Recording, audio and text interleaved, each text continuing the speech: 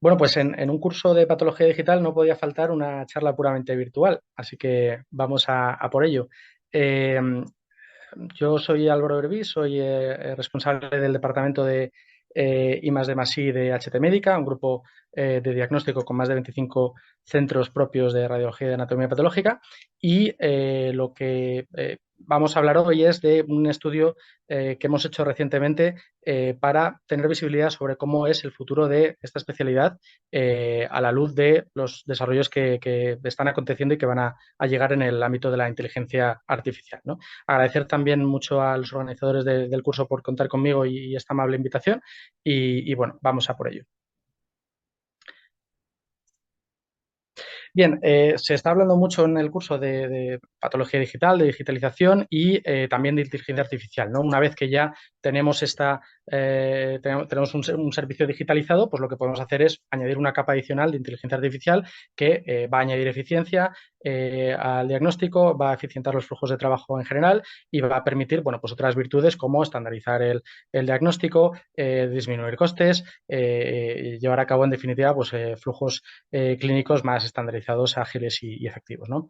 Dentro de las diferentes especialidades médicas, que todas ellas van a ser alcanzadas tarde o temprano por la inteligencia artificial, pues la anatomía patológica es una que se supone que va a ser punta de lanza, ¿no? Porque, bueno, pues aquellas especialidades que tienen que ver con la interpretación de imágenes son más amenables, ¿no? Perdón por el barbarismo, pero son más amenables, digamos, a un flujo de trabajo automatizado, a un tratamiento automatizado por parte de un ordenador que otras especialidades que son, digamos, pues más manuales, ¿no? Um, entonces, han ido surgiendo una serie de aplicaciones basadas en inteligencia artificial que asisten a los patólogos en el diagnóstico y en su flujo de trabajo, pero bueno, pues a día de hoy la penetración de estas técnicas en el flujo diario de trabajo de un servicio normal, pues es anecdótica, ¿no? Es ahora cuando estamos empezando a rodar. Pero bueno, todos tenemos un poco la noción de que es el futuro y también de que por el camino nos vamos a encontrar con retos de tipo ético, de tipo regulatorio, de tipo operacional, bueno, pues todos un poco nos preguntamos cómo va a ser realmente el avance en la vida real de la inteligencia artificial en nuestra vida diaria. Entonces, para ello lo que hemos querido es tener una visión, tener una foto del futuro, coger el DeLorean, ¿no? Mirar por un agujerito y ver en 2030, pues por poner una fecha que no está ni muy lejos ni muy cerca, de cómo va a ser el futuro de esta especialidad a la luz de estos avances de la inteligencia artificial. Habrá otros cambios, por supuesto, pero uno de los principales drivers del cambio va a ser precisamente la entrada de la inteligencia artificial en nuestro flujo de trabajo. Entonces, para ello hemos hecho un estudio utilizando una metodología que es el método Delphi, que habitualmente se utiliza no solo en medicina, pero sí muy especialmente en medicina, generalmente para generar consensos, pero también se puede utilizar para realizar predicciones sobre el futuro y así se ha hecho en otros casos, ¿no? Hasta ahora no había un estudio como este en el ámbito de la AP y lo que hemos querido es pues tener esa visión de la mano de un panel de expertos, un grupo de expertos que es lo que contempla esta metodología, ¿no? Ahora explicamos un poco en qué consiste. Eh, los objetivos han sido, por tanto, tener una previsión de cómo va a ser el impacto esperado de la IA en AP, tener una foto fija de cómo puede ser concretamente, con aplicaciones concretas, con ejemplos concretos, ese impacto en 2030 como marcador, digamos, a medio plazo y también tener una visibilidad sobre aquellos aspectos técnicos, legales, regulatorios y éticos que van a modular, van a afectar el desarrollo y la integración de la inteligencia artificial en esta especialidad.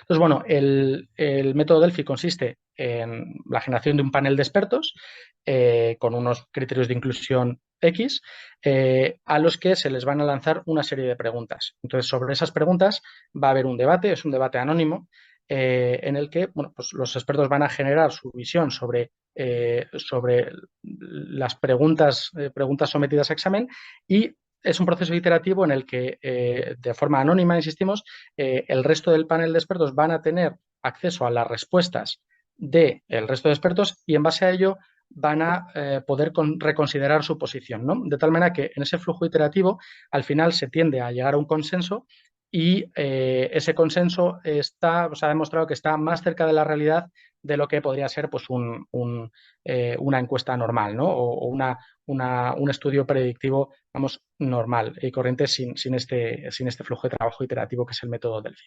Entonces, nosotros, en primer lugar, reclutamos un panel de expertos. Nuestros criterios de inclusión fueron principalmente dirigidos a patólogos. Nuestro principal criterio es profesionales en el ámbito de la anatomía patológica con médicos o con un doctorado y autoría de al menos o coautoría de al menos un artículo reciente de los últimos 4 años en el ámbito de la patología computacional, de la inteligencia artificial en anatomía patológica. Este panel de 24 expertos, ahí veis que bueno, es variado en cuanto a demografía, en el sentido de que tenemos variabilidad en cuanto a los años de experiencia como patólogos y subespecializaciones, ¿no? Pues endocrino, gastrointestinal, patología quirúrgica, derma. Y también, bueno, pues esto era una respuesta múltiple.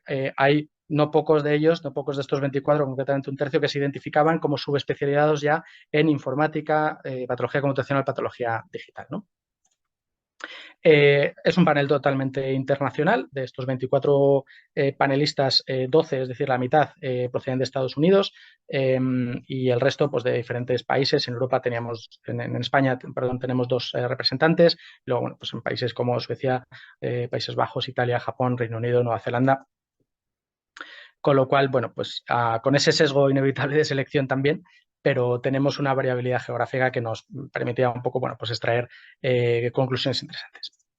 Entonces, el flujo de trabajo de este estudio Delphi fue, efectivamente, en primer lugar, invitar a una serie de candidatos que cumplían con los criterios de inclusión, de los cuales, no todos, pero 24 de estos 39 invitados aceptaron participar en el estudio. Y empezamos con esas rondas del estudio Delphi. En primer lugar, hay una ronda 1 en la que generamos una serie de preguntas abiertas. Esas preguntas abiertas nos dan pie a generar una serie de statements. Ahora veremos algún ejemplo. Un ejemplo de statement es el diagnóstico, gracias a la IA, va a ser más eficiente en 2030, por poner un ejemplo. Y esos statements luego son los que se someten a un juicio por parte de los expertos. Y ese juicio puede ser, oye, estoy muy de acuerdo, poco de acuerdo, regular de acuerdo, esto va a ser muy probable, poco probable, medianamente probable, ¿no? Según la naturaleza de la pregunta. En esto, que ya sería la ronda 2, posteriormente, con nuestra definición de consenso, que es una definición estadística, en este caso fue un rango intercuartílico menor o igual a 1, pues aquellas cuestiones sobre las que automáticamente se generaba un consenso, pues de repente se retiraban porque ya se cumplía, se había satisfecho el llegar al consenso sobre esas preguntas. Y aquellas en las que no se había generado consenso, pues se les mostraban de nuevo en una siguiente ronda, que ya era la ronda 3, a los expertos panelistas y se les daba la opción, si así lo consideraban, de, viendo cuál era la mediana y el rango intercuartílico de las respuestas del resto de panelistas, se les ofrecía, si así lo deseaban, cambiar su puntuación, ¿no? De esta manera, pues se llegó a un consenso sobre 141 statements sobre 180, ¿no? Entonces, esos 141 statements sobre los que existe consenso es para nosotros cómo va a ser la anatomía patológica en el año 2030 bajo la influencia, bajo el influjo de la inteligencia artificial, y esa es la foto tomada desde el DeLorean que vamos a mostrar ahora.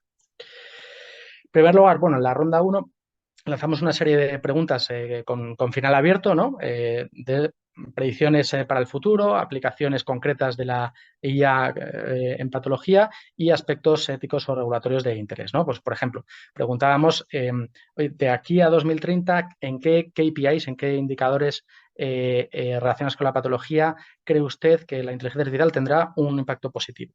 ¿O cómo piensa usted que va a impactar la inteligencia artificial en la fuerza de trabajo? Es decir, si se van a crear empleos, si se van a destruir, solamente los patólogos, en los técnicos, en el servicio en general, nuevas tareas que los patólogos van a adquirir, nuevas tareas que los técnicos van a adquirir. Incluso qué tareas que hoy en día hacen los patólogos de forma manual se harán de forma totalmente automática en el año 2030 gracias a la IA, ¿no? En cuanto a aplicaciones en patología, pues lo que preguntábamos era, oye, ejemplos concretos de aplicaciones que los panelistas piensan que se van a automatizar o que van a surgir o que se van a aplicar gracias a la inteligencia artificial, ¿no? Y, bueno, pues como ya hemos comentado, aspectos regulatorios, éticos, qué retos, qué problemas se prevén, ¿no? en todo este avance de la inteligencia artificial que evidentemente son muchos e interesantes. Entonces, en esas respuestas que generaron pues, un montón de respuestas, imaginaos, 12 preguntas abiertas por 24 panelistas, dio lugar a muchos de esos statements, ¿no? A muchas de esas frases. Todo ese feedback nosotros lo condensamos, lo destilamos, lo combinamos, porque muchas veces era solapante, evidentemente, y en función de eso salieron esas 180 statements, esos 180 frases que luego los patólogos tenían que mostrar su acuerdo, desacuerdo sobre ellas, de acuerdo con esas escalas Likert del 1 al 7, ¿no? Y entonces después pues tuvo lugar esta iteración, este estudio estadístico, de si las respuestas estaban por encima o por debajo del criterio de consenso y de nuevo pues esa segunda iteración, esa ronda 3, para, bueno, pues en definitiva tratar de llegar a consenso en aquellos ítems en los que no existía consensos. Entonces vamos a ver ejemplos concretos, ¿no? En la primera sección, la sección del impacto de la inteligencia artificial en los KPIs de patología, pues por ejemplo, bueno, no vamos a leer los 180 porque no nos da tiempo evidentemente, pero sí que vamos a nombrar algunos de los más interesantes, ¿no? Existe consenso, se llegó a consenso en que gracias a la inteligencia artificial en 2030 tendríamos unos diagnósticos más precisos, unos diagnósticos más estandarizados, gracias a la IA, recordamos, con análisis más cuantitativos, con informes más completos, con informes también más complejos, pero en definitiva con una mejor calidad en el informe anatomopatológico. Muchas veces, ¿no? Y lo que tiene que ver ahora con la fuerza de trabajo, existe, no solo en medicina, sino en general, este concepto de que la IA va a destruir empleos, ¿no? Entonces, por eso nos importaba mucho ver de aquí a apenas 8 años que quedan, cómo podía cambiar o cómo pensamos que puede cambiar este tema con la irrupción de la IA, ¿no? Y bueno, parece que existe consenso por parte de este panel de que no se van a destruir empleos netos en anatomía patológica. De hecho, se van a crear nuevos empleos, pues todo aquello que tenga que ver con personal informático. Va a cambiar un poco también el ratio de subespecialidades. Se espera que aquellos patólogos que tengan o que vayan a adquirir una subespecialización en patología digital y computacional, pues van a ser más necesarios y van a incrementar. Y sobre todo también, bueno, los patólogos van a tener más tiempo para participar en otro tipo de actividades, ¿no? En conferencias, en actividades de investigación, estudio de lesiones raras, comités de tumores. Bueno, tareas en las que a día de hoy ya están involucrados, pero en la que, bueno, pues parece que esa reducción en el tiempo que va a permitir la aplicación de la IA, pues va a resultar en liberarnos de tareas, no digamos, para estos otros tareas, digamos, complementarias o también de alto valor añadido, ¿no? Y lo que sí, bueno, pues va a cambiar un poco la dinámica del trabajo en el sentido de que los patólogos van a adquirir nuevas tareas y también los técnicos, es decir, los técnicos se espera que incluso a nivel de rutina participen en tareas que a día de hoy no participan, incluso que participen en el propio diagnóstico de una forma asistida por la IA, pero aquellas tareas que a día de hoy están reservadas al foro de los patólogos, los técnicos ayudados por la IA van a poder tener una participación que a día de hoy no tienen. Y bueno, cuando preguntamos por aplicaciones específicas, algunas de estas ya están incluso en el mercado, las hemos podido ver incluso en este curso, pues aplicaciones concretas y con qué probabilidad se van a utilizar de forma rutinaria en los laboratorios de AP, ¿no? Pues, por ejemplo, identificación de micrometástasis. Son aplicaciones utilizadas, aplicaciones asistidas por la inteligencia artificial o control de calidad de preparaciones escaneadas, detección de microorganismos como el Helicobacter pylori, asistencia en la gradación tumoral, cuantificación de sinófilos, en general cuantificaciones asistidas por ordenador, ¿no? Pues ya sean puntos positivos de inmunohistoquímica o en medidas automatizadas, ¿no? Por ejemplo, de áreas tumorales. Incluso, bueno, pues el panel está también de acuerdo en que se va a avanzar, si bien no digamos, se va a instaurar ya en 2030, pero sí se va a avanzar en esa integración de diagnóstico con otras disciplinas, otras especialidades diagnósticas como la radiología, como la genética, ¿no? A través de, pues, por ejemplo, identificación de regiones histológicas que deben ser seleccionadas para testeo genómico, por ejemplo, o creación de nuevas categorías de pacientes integrando Big Data, pues de radiómica, patómica, ese nuevo concepto, genómica y incluso, bueno, pues la estratificación, ¿no? de pacientes basada en la integración de distintos tipos de datos diagnósticos.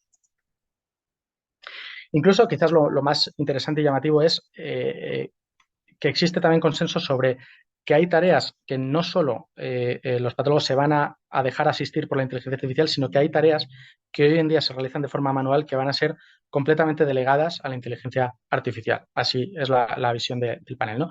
Por ejemplo, pues para priorización o de casos o para triaje de casos, para screening en determinadas indicaciones, pues para screening de pólipos, de citologías cervicales, cuantificación de inmunistoquímica, incluso gradación de determinados tipos de tumores.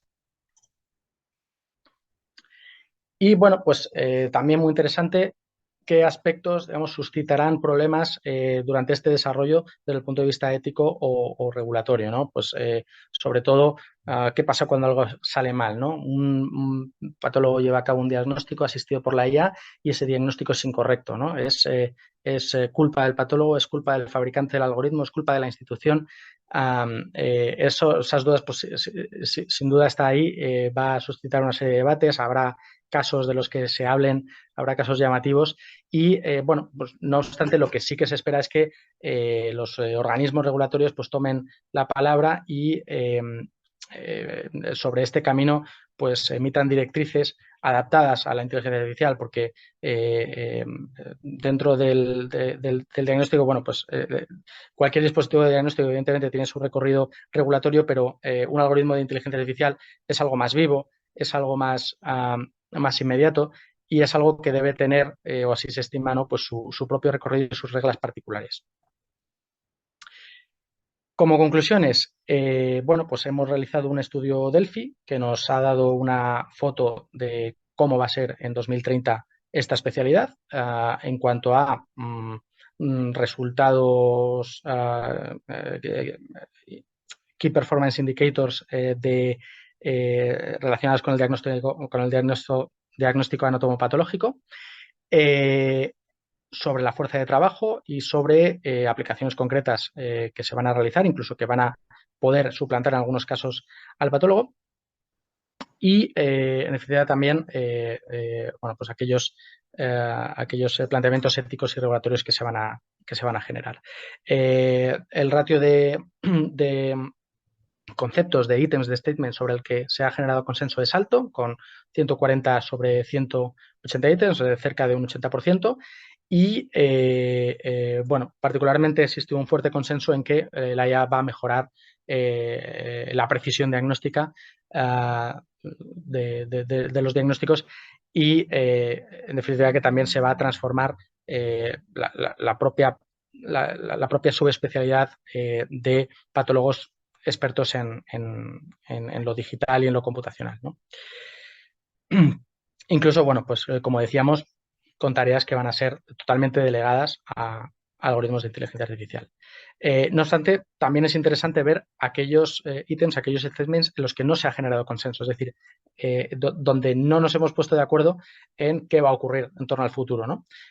Por ejemplo, no está claro que el coste por caso, y esto, bueno, pues puede ser intuitivo o contraintuitivo, pero es verdad que una mayor eficiencia, menor tiempo del diagnóstico gracias a la asistencia por la inteligencia artificial, pues podría llevar a un coste por caso menor, ¿no? Pero, sin embargo, bueno, pues también existe unas necesidades técnicas que los servicios van a tener y que van a tener que responder para la implementación de la IA y de la digital en general, con lo cual eso está ahí, ¿no?